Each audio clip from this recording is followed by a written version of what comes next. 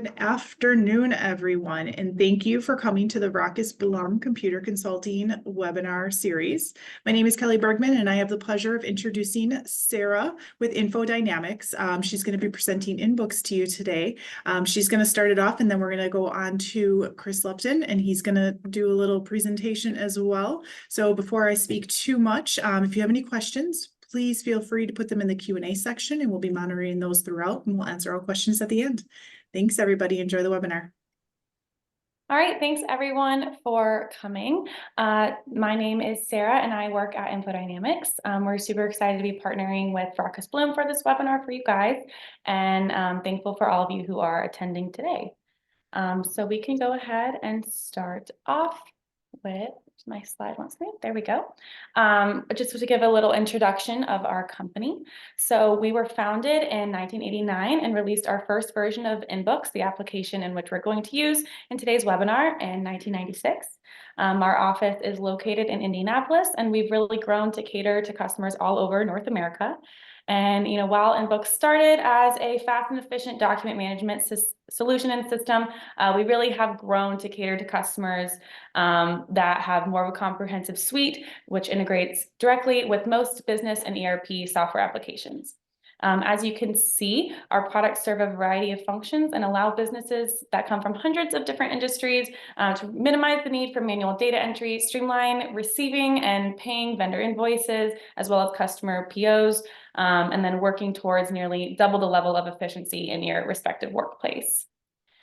This here is our mission. So not only do we kind of create our products to be innovative and rich in features, but we really do work with our values and mission to provide the best quality and services that we can, and to partner with ERP experts, much like Vrakas Blum. And then now that we've kind of pointed out some of the problems, let's kind of briefly summarize the solution that we're going to show to you today. So first, we'll start by showing you how a solution can integrate with your ERP. In partnership with Vrakas Blum, we'll be using Sage 100. Additionally, then we have our invoice processing and approvals workflow. So we'll be able to show you how you can automate your approvals and really majority of your entire process with INBOOKS. We do generally try to say that we'll try our best to help have our product customized to your process versus trying to force you to customize or change your process into ours. We will also review the approvals, like I mentioned, as well as searching and sharing. This will allow you to see how easy and simple it is to retrieve the documents that you have with your solution. And then at the end, we will have time for questions, like Kelly mentioned before. We also will have Chris Lupton presenting. I'll let him introduce himself. So now we can just go ahead and get on to the presentation. And we are going to be sharing the INBOOKS experience. And in particular here, we're going to be sharing it with Sage 100. So hopefully this will be familiar with a handful, if not all of you. So I will start sharing my screen now. And you'll see that throughout the session that I maybe get a little bit carried away with drawing on the screen, but hopefully that'll be that'll help out a little bit as we're doing this. And just to get kind of bookkeeping out of the way, so to speak, upper right-hand corner, lower left-hand corner, so you should be able to see my whole screen here. All right. Knowing that now, with INBOOKS, it is a product that if you're not familiar with it yet, then we're happy to introduce it to you today. It's a product that really, if you think about accounts payable automation, we have got that, but it is so much more. So it isn't just creating a payables transaction automatically. It is being able to auto name, route things for approval, have it attached to documents, or have the documents attached to the transactions in accounting. It works wonderfully on the accounts receivable side. If you have HR docs, no matter where it is in or out of Sage 100, you're going to find that it will give you a great experience. And so as an example, in this, we're going to focus on the automation, and we're going to start there. But I'm going to kind of sneak preview the end, because that way you can kind of see where things are going to end up. And so like right out of the gate, you'll notice I'm in a browser that has all my documents for a given vendor. And one thing you'll notice, very neatly named documents and consistent. So with our software, you don't have to remind everybody, oh yeah, we used mix case and put a space dash in the document type and the reference number. We do all that automatically. You get to pick your favorite way of naming things, your favorite way of filing things. But the nice thing is, because of what you see peeking on the left-hand side, which is my Sage 100, that because we're fully integrated with that, that I don't have to create a folder called Verizon Wireless. I don't have to name my documents and type Verizon Wireless in there. We will pull all of that from your accounting experience on that. So you can use your accounting as your source of how you reference customers, how you reference vendors, et cetera. And we will make it so that when you store something, it never has to be duplicately named or filed, et cetera. Okay, but I'm going to minimize this so I can get to, if I'm in the browser to look up a document, no problem. It doesn't take a Sage license. It works independently. It has everything you need to find what you want. But for those of you that are in accounting, you will notice that I have an experience that works fantastic with Sage and is a part of the Sage experience. So for example, I'm looking at the Verizon bill in Sage, and normally that's just fine. But if I need to see the original, I've got it right here to my left. If I flip through to a vendor Ingledow group and just click my INBOOKS button right there in Sage, all of a sudden that's instantly replaced. It knows what we're looking at. It knows we're in AP, and it brings up the Ingledow invoice. Now, paper clipping a document isn't incredibly novel, but the way we do it really does start to enhance upon some functionality. So for example, you notice right there, I've got it perfectly named the way that I want it without having to do anything. And also, if I'm in the Ingledow group invoice and I want to see the check or the purchase order, or you might get certificate of analysis or an MSDS or the overseas shipping bills, et cetera, I can just right mouse click and say show related documents. And our software has linked all of those documents together. So again, I'm at the back end. In other words, I'm after everything's already been entered. And so now we're going to start talking about, okay, let's go to the front end. And I'll wear a couple hats during this demo. So you can feel comfortable that you don't have to open up everything that I'm opening. So for example, if I'm here, I don't have to open my browser. I've got my documents right here. If I'm in the browser, I don't necessarily have to open Sage, et cetera. But we're going to take a look at this and kind of go at it from this angle, in that I'm looking at this and I prefer not to type anything in the document solution. So we keep all of these with it. Well, with one touch of a button, I can actually go in and I can have it so that everything that was entered here will automatically, with one touch of a button, fill in everything here. Now, bear with me, because this is the good way of doing it. We've got a much better way of doing it too. But without any data entry, I can have it so it auto names. If I want, I can ask it to put a retention policy in, et cetera. So we can have it so immediately out of the gate, you've eliminated all of your data entry that you would be doing in our system. Now, let's take that to the next level. And that is that if I've got this document here, okay, and I would like to do it the other way. So in other words, I can read, I can see who my vendor is. I can see the dates. I've got items in here that I'm interested in accounting for, and I can read them, by looking at the quote unquote piece of paper. I know that most of you are probably getting your invoices through email or some mechanism like that. But so what I'm going to show you is, instead of you typing it in Sage first, we'll actually read everything off of that piece of paper. We will generate the transaction after it's run through a process that makes perfect sense for your organization. We'll create the transaction, and then we'll link it to our software. Okay, or we'll link it back to Sage 100, excuse me. So that's what we're going to focus on. I'm going to clean up my mess. So what we're going to show now is, how do I get from this invoice, which might have come in as a piece of paper, came in as an email, and how do I get it to become a transaction that's nice and linked? So we'll go there next, okay? So this is called tag. You'll hear me refer to as tag smart, but effectively, you can have either a person, it might be the same person that's in AP, it might be somebody who just does this role, but they can look at a queue of all of their invoices. And the reason why I say it's a queue and not just like a folder or directly from the scanner is that it might be that somebody's mailing me at payables at infodynamics.com. Okay, so our software can grab that, pull it right out of the inbox and put it in this queue. It could be that you have a desktop scanner and you've got mail invoices, so you scan it and it ends up in this queue.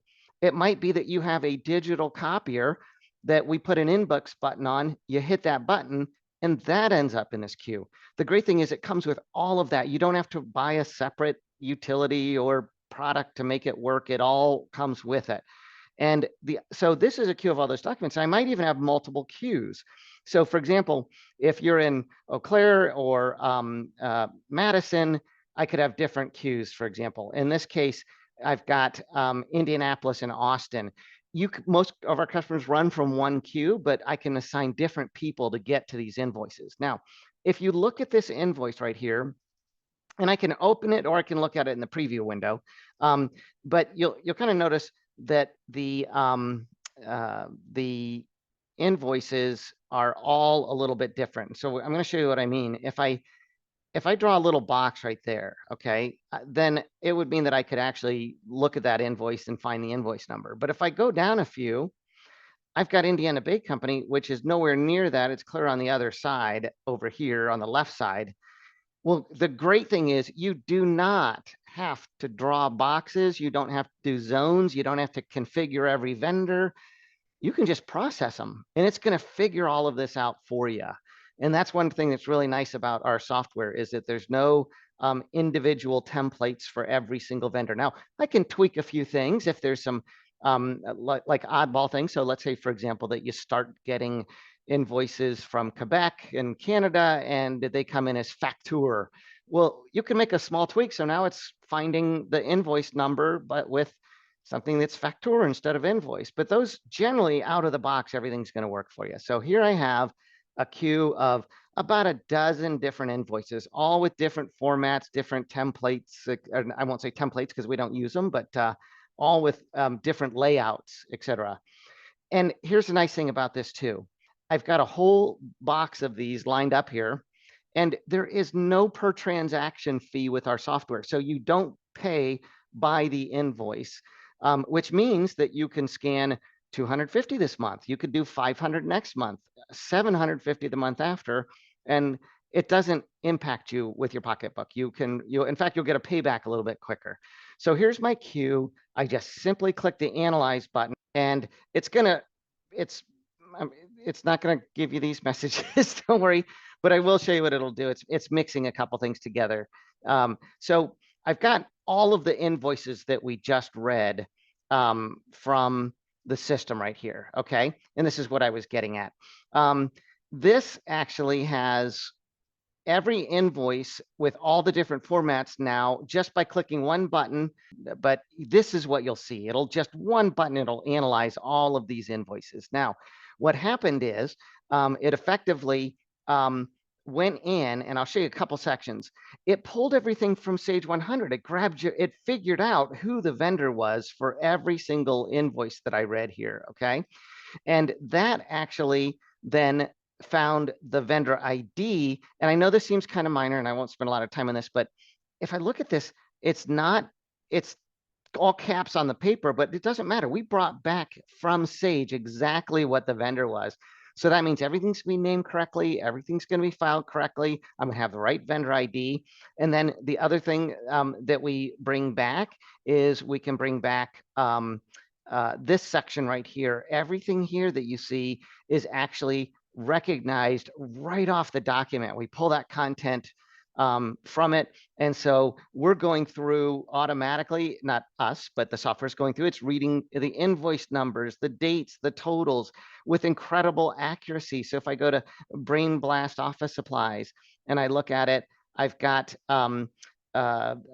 I've got the correct total amount due, et cetera. If we've got subtotals, we've picked that out. If you want it to pull the taxes off of there, we can grab the taxes, et cetera.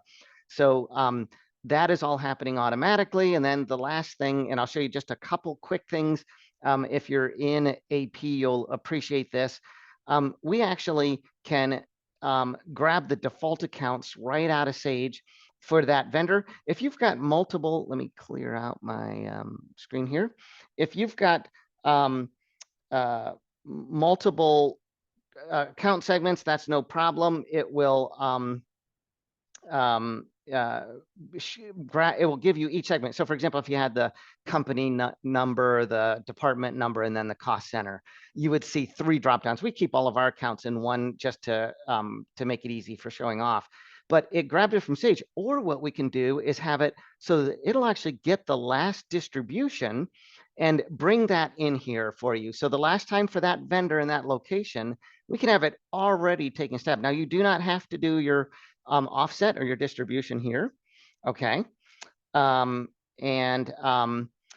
will, and if you do that, it will pull that in. And so let's say, for example, the last time I had a Dynatech Engineering, I had a $400 invoice with 3 accounts. Then it knows this time that it's supposed to divide it proportionally amongst the same 3 accounts. I can get rid of one. I can redo the distribution if I want, or I could say, you know what, I'm just going to let somebody during the approval process take care of that. Okay. So now that I have all of this, and to make sure that I'm only getting the invoices that I have set up for this presentation, I'm going to unselect, and I'll show you one quick thing here too, in that if I, let's say that I have a purchase order instead of just a GL distribution. So for example, in this Power Step invoice, now, if you look at this invoice, we actually have 4 line items on this invoice with the prices, totals, and quantities. So our software reads that right off of that invoice, and we show it to you right here, okay?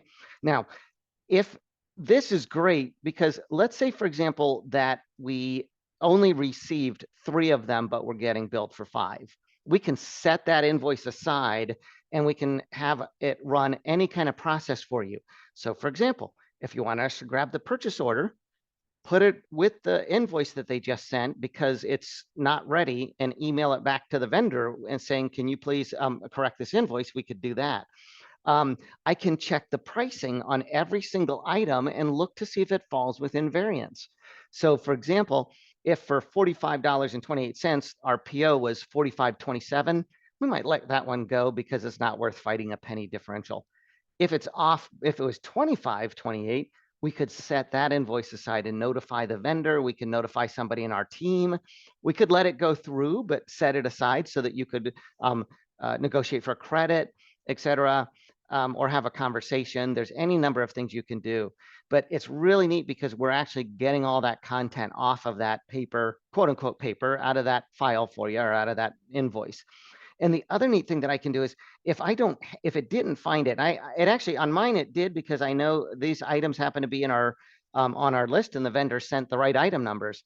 But if they didn't, you would see something like this. So it would go ahead and grab the quantity and the price.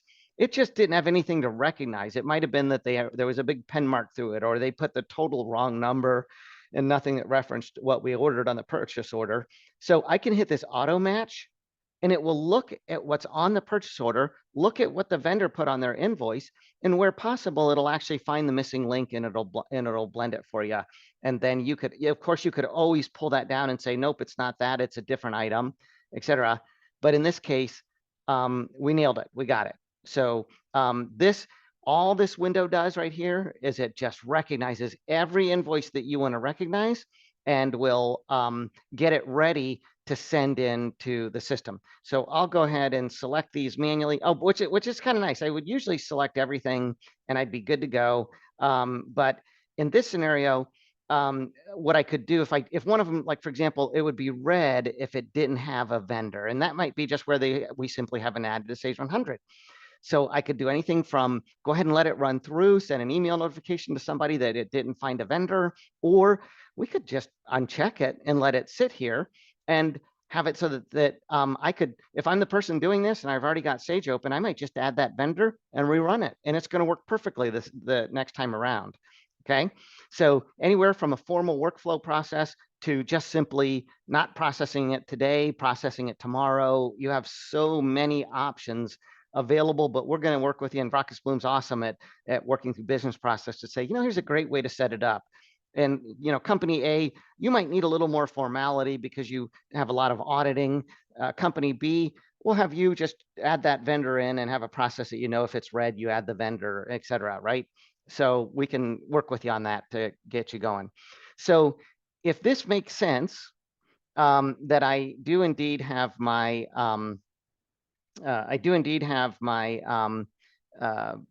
invoices all recognized, ready to go, then I can hit the submit button, and everything's going to take it from here, and it's going to drop it right into, it's going to start evaluating it. Now, before I do that, I'm going to do one thing here, and I'm going to refresh this window because it's a little bit like your bank. If I didn't log in a certain amount of time, it would let me out. Now, it would bounce me out, and that's good because for your approvers, for people just checking out documents, doing searches, but that's it. They look it up and then they're done. We can make it so that this is available to everybody else in the organization. So that kind of helps out. But there's nothing that indicates I have anything unapproved here, okay? But if I submit these documents right here that are just a bunch of invoices that we processed, okay, it exports them and we're good to go, okay? So if I close that up, I'm done there. And then what happens is all of a sudden, you're going to start seeing a couple things. One of which is I probably am getting an email notification. So I will be getting a notification that this document is ready for approval, and you get to pick and choose. If you do not want to, like if I can put a link in where it'll open it up in the browser for your employee or your customer or your vendor. So I could actually not include the attachment if I didn't want to. If I don't want approval links, I can remove that. If I don't need to see the attributes, I can remove that. I can change what the name of the email is that goes out every day. I can bundle these up and say, I have to approve 150 of these a day. I think I'm going to just have it where it sends me. I'm going to ask my it to be set up so that we only get one email a day that tells me all the invoices that came in, et cetera. So that you're in total control of that.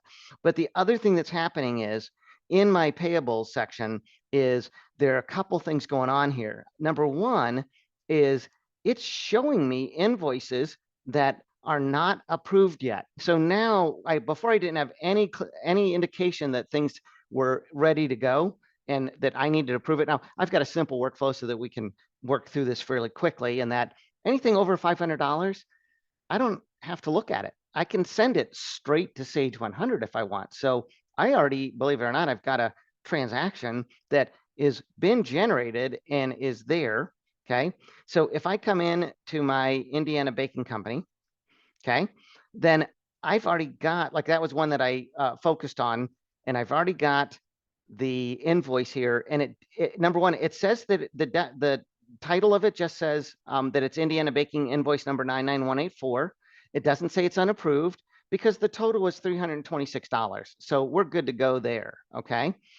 But it's also telling me that I have a lot of invoices or several invoices that are above that threshold. And you'll notice the naming of them. They say, it says Sherman-Williams Company invoice number 168, blah, blah, blah, blah, unapproved.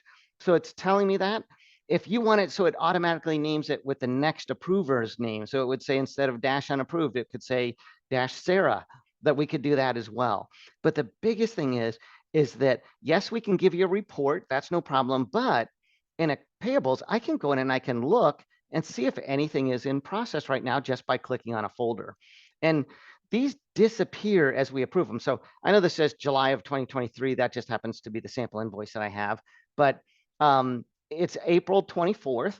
So it would be reasonable to expect I might have 100 invoices that are still in process. But if I go back to March of 2024, I really shouldn't. I might just have a few stragglers. So you can click each one and say, okay, I've got one left for March. And then if I was going back to February, hopefully I don't have any. But ultimately, these keep disappearing as we run them through.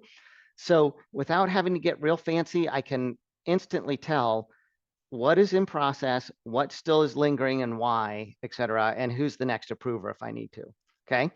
And then the other thing that we saw as a part of the payables side of things is we noticed that it told us that on those invoices that we were looking at that had purchase orders, like this waxy supply, it's telling us that there was a quantity price mismatch.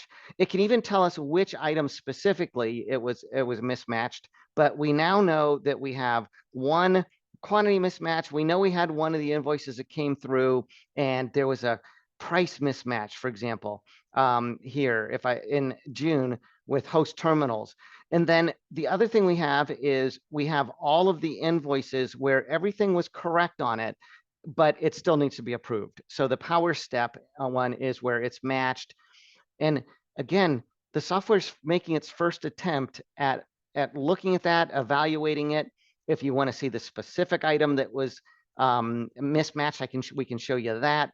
But all of this comes with the software. So I can do three-way match. If it's a GL distribution, we can set conditions. Oh, so for example, if you're doing projects or jobs, we could have it so that when you get billed for that, it's going to route that invoice to the project manager first, and then it's going to go to perhaps the accounting head or et cetera, right? So you get to pick out how you want all this to flow. Okay, so now that we've kind of made it to step two, so our first step was just simply read those invoices, have it process them and pull all the content off of those invoices. And then let's get it going through the approval process, which I just got right now. Send me notifications. So in here, I've got full on emails, and it's telling me that I've got 7 new invoices that needed to be approved. Again, some of them were under 500, so they didn't need to be approved. But you'll notice that I have all new notification here. So that was step 2. And then the next step, and I lingered a little bit, is I'm going to approve these documents. Now, what happens is I could click that link. I got an email notification, but also if I log in, I'm being notified that I've got documents to approve right here. Okay. So again, it makes sense, right? 37,000 for an invoice, that's well above our 500. So I need to approve that. If I want to select them all, no problem. I can check them here. It's a little bit like if you use Outlook or Gmail, you can like click a checkbox and it'll select everything. Okay, so I could do that. Otherwise, I can select one of them and I just click the approve button. Okay, and when I do that, by the way, the one thing when I click approve, oops, it does want me to check it. If I click approve, I can put a note for every document that I have selected, and I don't have to open, close, open, close, open, close. But if I need to be just unique to this one, I can say this is a great invoice. Okay, now I bet you in your accounting, you probably actually have real valid reasons. And if you put a note in, I don't have to put a note in, but mine is, it's probably painful watching somebody who's not as good with accounting as you are do this. But if all I have to do is put my password in and put a note in, it attaches it to that document. I can actually set it up if you want, where it will pull my signature from the software, or I can even force somebody to take their mouse and sign it if I wanted. In this case, for most AP documents, we just want acknowledgement that yes, it's okay to move forward and put your password in and we're good. Okay, so that just disappeared from the queue, and now I'm looking at the next one up, which is Light and Play. Okay, so that's one way. So picture this, I'm at home, I got to get this done. I just open up my browser, I go in, I look at all my documents, and I'm good to go. I can approve them, and I've done my job. Now, that might circle back to, it might actually come back to payables before we go to Sage 100. So for example, I might go in and hit approve here, or I can just double click an icon on my desktop and it'll do this. But it'll open up all of my invoices that need to be approved. At this point, I could actually just, let's say, hey, you know what, that date's pretty important. I'm going to go ahead and slide the invoice date over here so that I can sort on that. And I want to get the large ones first or last, depending how you're doing it. But I can sort that. And now I'm looking at the largest invoices first. If I needed to say, oh my gosh, we have got to get Sherwin-Williams paid, then I could click here or in the vendor name, and I can click and I can say, watch, I'm going to just start typing, and it will filter these out for me. So I can, if I, with 10 documents, I know it's not that big a deal, but boy, if you're dealing with 150 or 200, so if I have a process that happens every week, that I can do all kinds of things. I can move the columns around, I can sort, I can filter, I can multi-select, you name it on that, okay? But ultimately what we're getting for is, I want to get all these approved. So I go ahead and I hit the approve button, and I do the same thing here. And before I do this, by the way, I'm going to back up a little bit here. Instead of just going and approving these, I want to show you something that's handy for a lot of companies, no matter what size you are. Number one, I can always look and see what happened with that document. So I know that with every document I can review and say, okay, well, it got a workflow process started, it got evaluated, it got sent to the administrator's email account. That administrator got set as the approval, and email notification went out. Okay, so you don't have to remember chronicling all this. It's going to tell you that. It can tell you who opened it, closed it, emailed it, sent it. It can block permissions if you need it. But I can also look at all these too. So if I was looking at, for example, the Sherwin-Williams company here, and I notice it's a pretty big bill, and I want to see what are we attributing that to. Okay, we're going to put this into miscellaneous expenses here for 1835, right? So you can edit that here if you want. I could sign off on it with a signature if that was okay, or just simply approve it. Okay. But ultimately, what I think I'm going to do is just keep everything selected, say approve, and go ahead and run it through that final process. Okay. So I'm going to hit my password.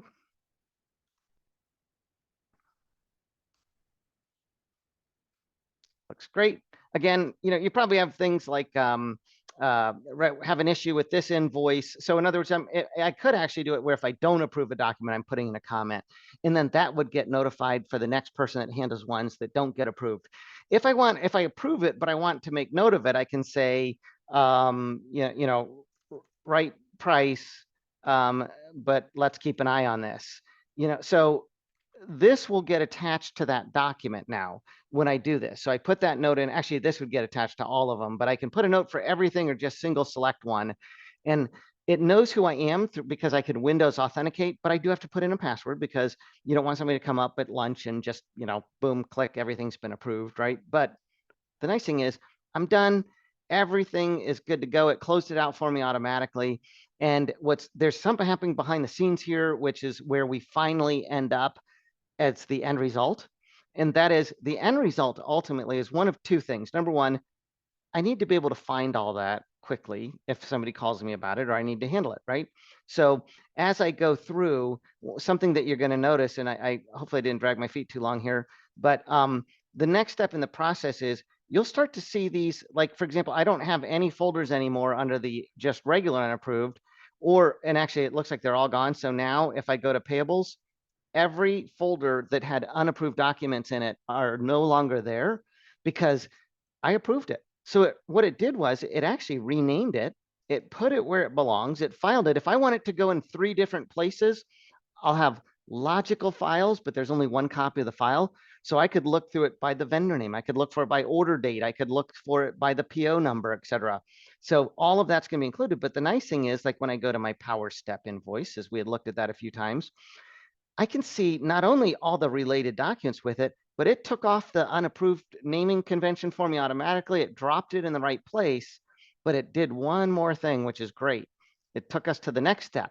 And with the next step, what it did was it took it and it created a transaction in Sage. So as I flip through my transactions here, I can go to any of these transactions and look for the ones that were created. We dump ours in the same batch, but if you want to use different batches, so for example, here's that Sherwin-Williams invoice transaction. It was 1835. It took the content off of that.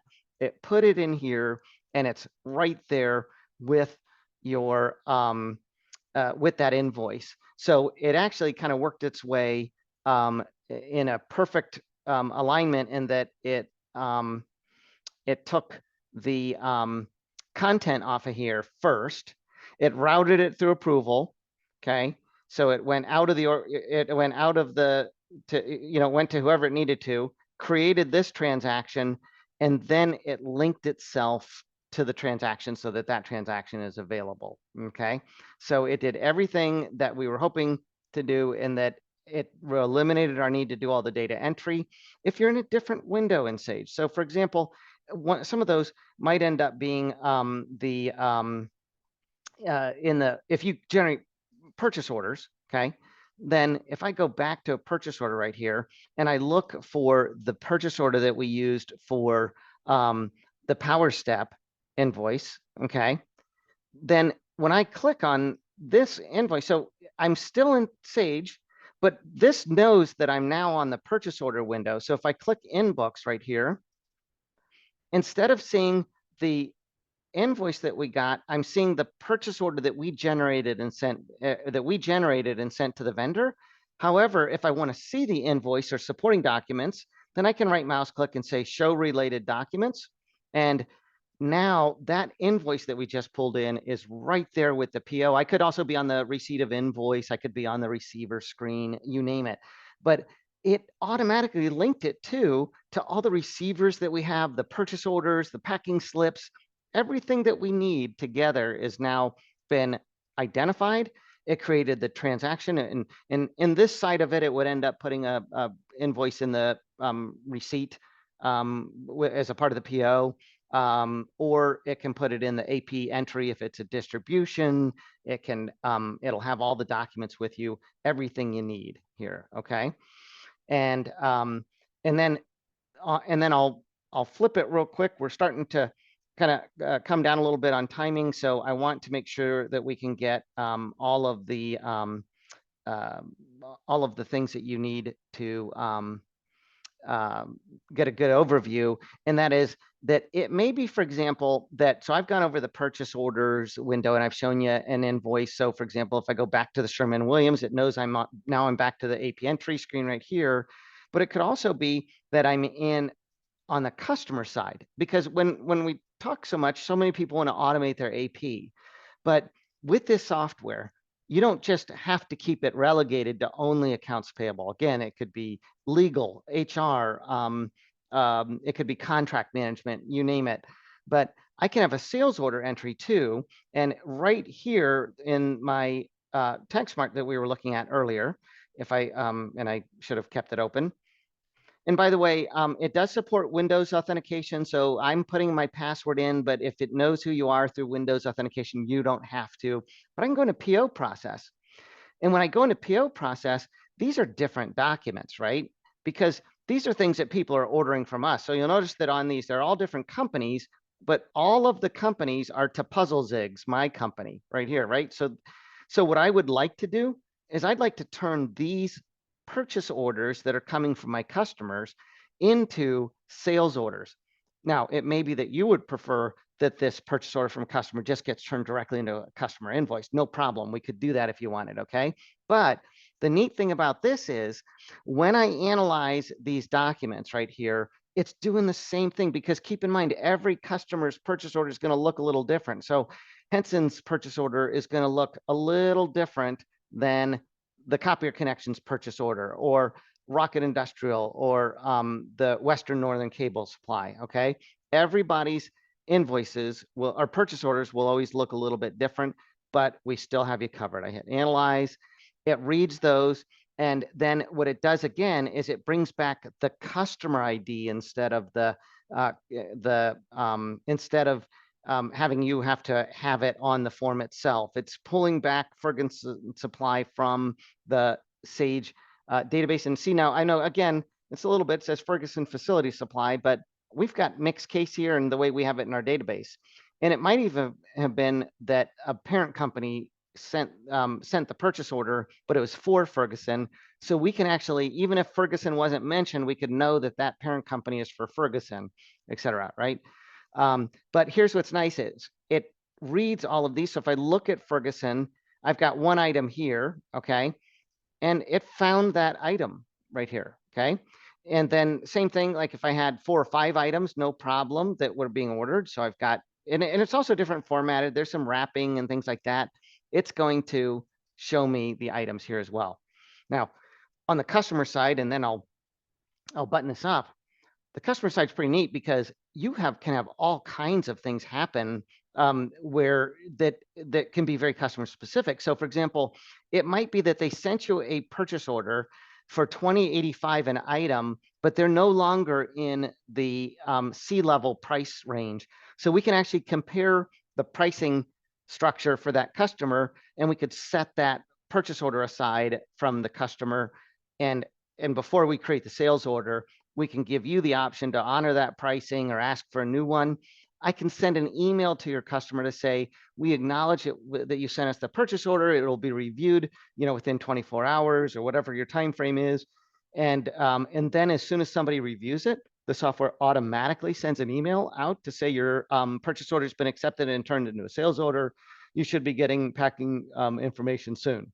And so, I'm just giving an example of what you can do. If you don't want to send emails, no problem.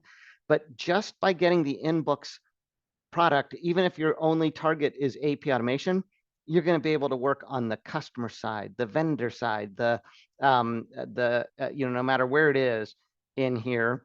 And I analyze it, I submit it, and then again, as I'm looking through sales orders, I will have that same ability here to just click my INBOOKS button. It will bring up the specific thing. So for example, I've got a sales order, but I'm looking at the customer's PO that generated the lines of this sales order, right? So if I needed to, again, I can always say show related documents, and it's going to show me pick tickets, POs, sales orders. If we've already invoiced them, that it's going to show me the invoice for that, etc. Okay, so we can grab all of your customer invoices out at one time. You never have to open it, save it, open it, save it. We can grab every one of your customer invoices, split them apart, file them correctly, and make sure that every one of your documents are together on here.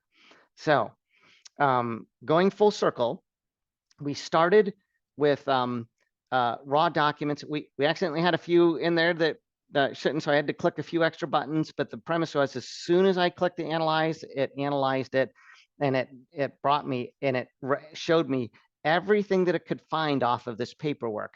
And then what we did was we circled it through to the right people in the organization. And it might have been for IT. They ended up proving it through and just simply picking a category like telecom, infrastructure, and software expense, and for them. So we might have even tailored it to that. Some people approved through the browser, as we illustrated, and some people approved through the heavier, powerful hundreds of documents interface that they might, you don't have to have hundreds, but a little bit different interface there. Once all of the documents were approved, the software knew that it was time to generate a transaction in Sage. It did that. It linked that transaction and all those raw documents or the originating documents with all of the documents that belong to it: receivers, pick tickets, packing slips, purchase orders, etc. And then the best thing it did was everything was named automatic, and it put everything right where it belongs. And just as one last step so that you can kind of see what's really happening behind the scenes, so everything that we're doing automatically, I'm going to click my INBOOKS button, and this is a great example. Let's say that, for example, on this invoice for $1,800, it included a hotel overnight stay for them to go ahead and paint our warehouse. Okay, so it's not on the invoice, they just got that, but they also wanted to send this to us too. And so I just opened up a receipt from Fairfield, right? But this receipt doesn't tell me much. It just says hotel expense. I want it to be named neatly. I want to have the option of telling it what that expense was for, and I want it to be attached to this transaction. Well, all you'll ever have to do on documents that we don't already have automated, just drag it. And then I can say it's a miscellaneous document. In my case, you can have as many things defined that you want to allow to be attached to an AP transaction. In this case, I'm just going to say it's a miscellaneous doc. I asked it to prompt me if it's a miscellaneous doc for a description. So in this case, I'll put in travel and say okay to that. And one thing you're going to notice is that I have here a perfectly named document that is no longer just simply a hotel expense. It's named perfectly. It's visible.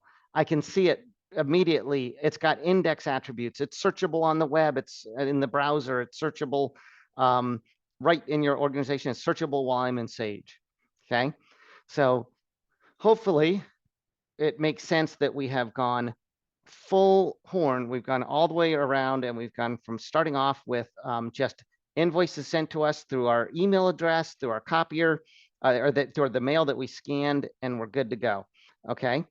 So that is a overview of our software. We'd love to dive more into it. If your particular group has any questions or has a scenario that you want to discuss to see if we could handle it. But you know, be honest, I think if you're working with Vrakas Blum, like you're on here today, boy, they know your process, and they work with us so that we collaborate to make sure that, you know, whatever it is that you're trying to accomplish on AP side, AR side, accounting, other documents, whatever that might be, we're going to dial it in so it's the most efficient, most affordable for you.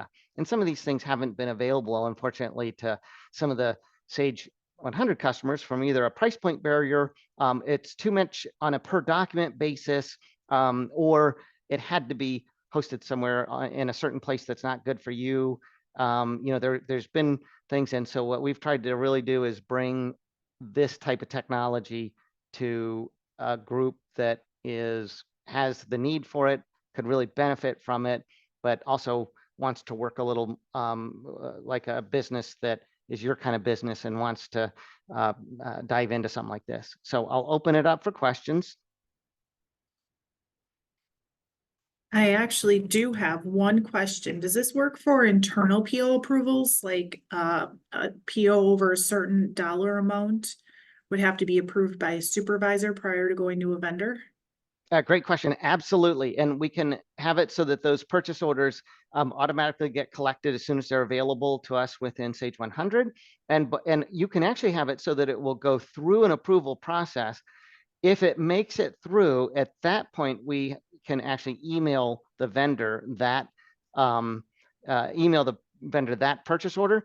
And we've even got a few Sage 100 customers where there's a link that allows the customer to acknowledge the purchase order, and it comes back and it updates a custom field in Sage 100. Now, that's not stock out of the box, but it shows you what kind of capabilities you can do in terms of getting a purchase order to be approved, and then even take it on to the next steps of distribution. If you want it to hit, you know, against a budget accounts, whatever it is, we can certainly accommodate that. Well, that was the only question that was open, Chris.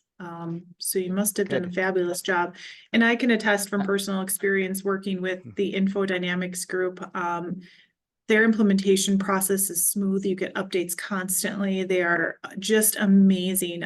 Sarah and her emails are fabulous. So from our standpoint, just an amazing company to work through an implementation process. So anything else, Chris or Sarah, you guys have to add? No, just an invite, because I know when you're on a webinar in a group that sometimes the questions, it's you know, you're thinking about your own process, and so it might be better to just talk about what you want to do independently, or just kind of have it offline to say, hey, you know, that's good, but is this budget okay for me, or what have you. So I would invite you to touch base with Kelly's group and ask any, you know, we can line up, number one, with no problem, just a demo that's geared towards your documents and what you want to do. We can set up just a quick discovery call where we answer a few questions about some things that you want to accomplish to see if it makes sense. So no problem. It's very common that questions are held back just a little bit, but at the same time, we want you to feel perfectly comfortable kicking the tires, perhaps, or even getting in depth on the questions. Yep, Absolutely. and kind of to echo a little bit what Chris said, thank you, Kelly, for your little compliment there. Kelly's team is also amazing, as I'm sure you all are aware. And if you do have any questions along any line of anything you saw today, or any questions of, well, I've been kind of wondering about this, I wonder if, you know, the system could manage that. Truly, there is so much that the system can do, whether Chris showed it in this presentation or not. So absolutely, reach out to Kelly, get in contact with us, with her. And like Chris mentioned, we can absolutely specialize a demo for you as well. I want to say that I realize it's an investment to get on these webinars and take your time where you could be doing other things. So I really do appreciate that you are willing to log in, take a look at what's going on here. It's all we can ask, and we really appreciate you doing your due diligence and taking a look at this. So thank you very much for your time, for all the participants that jumped on. Yeah, and thanks, Sarah and Chris, for your time today too. I know these aren't easy to gather all that information together and take an hour out of your busy schedules. And of course, all our attendees, we know your time is valuable, so thanks for spending a little bit of it with us. So thanks again, and we look forward to seeing you at our next webinar.